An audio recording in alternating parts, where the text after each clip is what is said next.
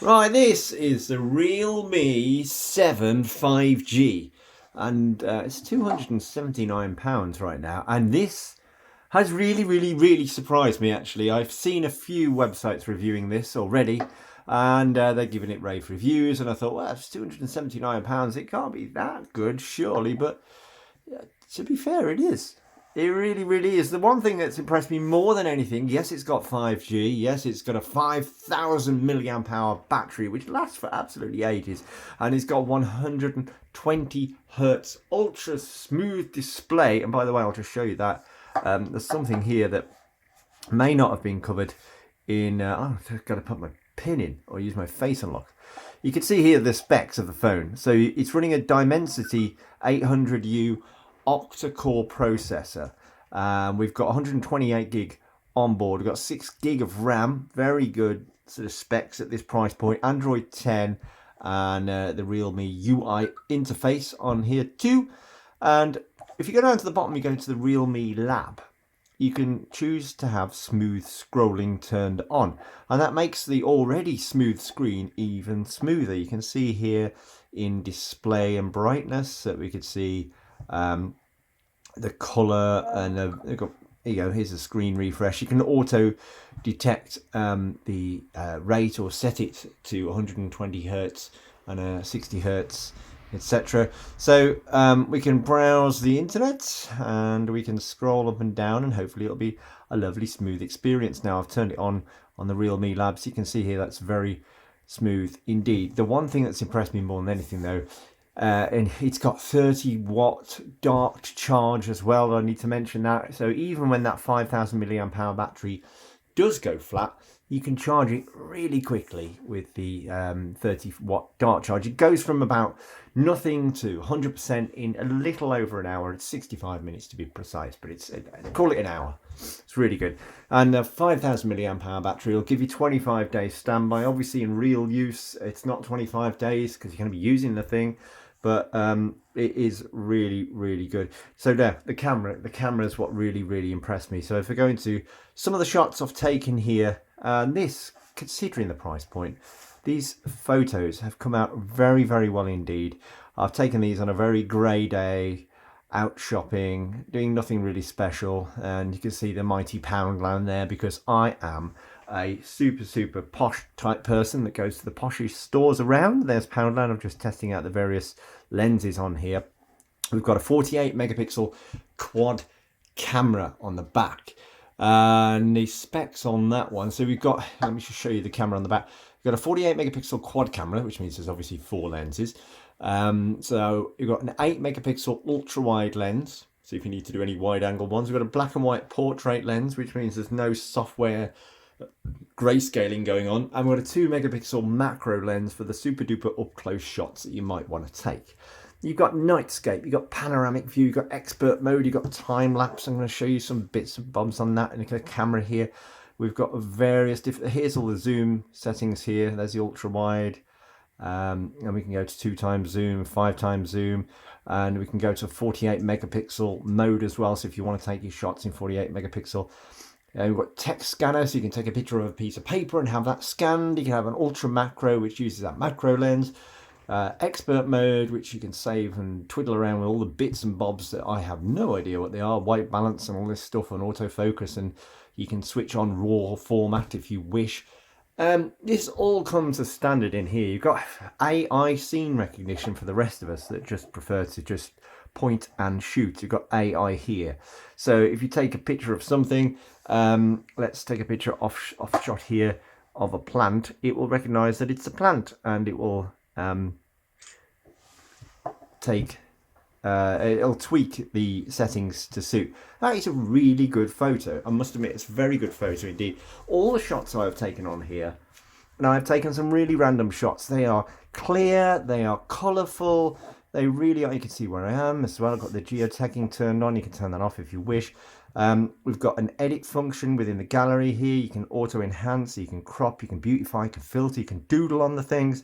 You can do mosaic, let's do some doodling, and you can draw lines on here, you can draw squares and stuff. You can do all the usual bits and bobs. You can put stickers on there as well. Put a sad face, smiley face, and hats and all sorts of stuff on there.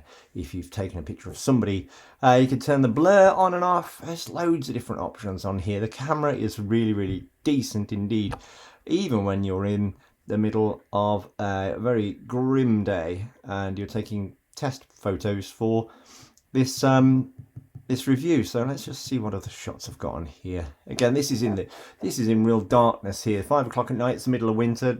Only really a lamp on, and it's taken a really good shot there. We've got some shots of some dough balls there, and this is just a lovely photo of the lamp in question that was turned on there. It's come out very well indeed. So, also, if you're taking selfies, you've got a 16 megapixel in-display primary camera there, and you can do face recognition, filters, and beauty mode and all that stuff. On the side here, you've got a fingerprint scanner, which works very well indeed. Also acts as your wake key, so you sort of register your fingerprint on there, and it will wake the phone and go straight into the user interface as you would expect.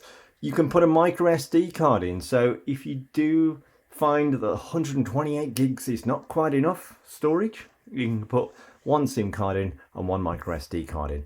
And obviously you've got 5G. You've got dual band Wi-Fi, which again at this price is very good. You've got Bluetooth 5.1. You've got NFC for those tappy payments when you go into stores and you kind of pay with your phone. You've got GPS. It is 9.1 millimeters thick, which usually I kind of anything over let's say 8.5 millimeters I tend to moan about, but it doesn't feel like 9.1 millimeters. It sounds a bit weird. There's a slight bulge on the camera arrangement here, but it's not quite as bad as other phones I've seen. And the cover, you can put that on there to protect it, and it does reduce the rocking, because obviously I find that if I do find there's a slight amount of rocking, but it's not terrible. You've got ye olde 3.5 millimeter audio jack. Remember those, kids? So you can plug in your headphones. There's a microphone here. You've got your USB-C, Type-C charging. You've got an external speaker here. And up here we've got the secondary microphone for noise reduction, etc. Got the volume up, volume down, and there is the SIM tray I was just mentioning, which is where you can put the micro SD card slot. So in the box you get the dart charger, which means that you can charge it really quickly. You get a warranty book and all the other stuff, and USB Type-C cable. In the phone here, you've got a few bits of bloatware. We've got Facebook on here. We've got the WPS Office thing in here, which I'd rather use Google, to be honest. What else do we have? Not a great deal more than that. There is a tiny bit of bloatware, but it's mostly that. We've got all the Google suite here, so no need to worry about that. We've got the Play Store, so you can go and get new games, whatever you wish, and apps. There's loads of that. We've got all the Google tools, including Gmail, YouTube, Maps, Google One, Google Pay, and Google Drive, and YouTube Music as well. You can podcast, notes, calendar, contacts. It's all stored in there. We've got the Google Assistant, so you can talk to the thing. We've got a weather function, which is also comes as a widget on the main screen. You can clone phones, so you can migrate to this phone really easily indeed. Compass, calculator, and a voice recorder.